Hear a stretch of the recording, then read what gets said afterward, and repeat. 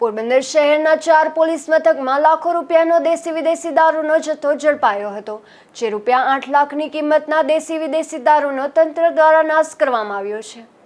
પોરબંદરના કીર્તિ મંદિર, કમલાબાગ, ઉદ્યોગનગર અને harbour marine police સ્ટેશનમાં પ્રોહિબિશન ગુનામાં દેશી દારૂના કુલ 415 ગુનાઓમાં 6478 લીટર દારૂ કે જેની કિંમત 1,29,560 તેમજ વિદેશી દારૂના 67 ગુનાની 2076 બોટલ કે જેની કિંમત રૂપિયા 6,78,347ના દારૂના નાશ ઇન્દિરાનગર નજીકના દરિયાકાંઠે કરવામાં આવ્યો હતો, જેમાં એએસપી, એસડીએમ, પ્રોહિબિશનના આબકારી વિભાગના અધિકારીઓ તથા જે તે પોલીસ મથકના અધિકારીઓની ઉપસ્થિતિમાં દારૂના જથ્થા પર બુલડોઝર ફેરવાયું હતું। ઉલ્લેખનીય છે કે થોડા દિવસ પૂર્વે ગ્રામ્ય ડિવિઝનના 9 લાખના દારૂનો નાશ કરવા બાદ હવે સિટીના 4 લાખ પોલીસ મથકના દારૂનો પણ નાશ કરાયો છે।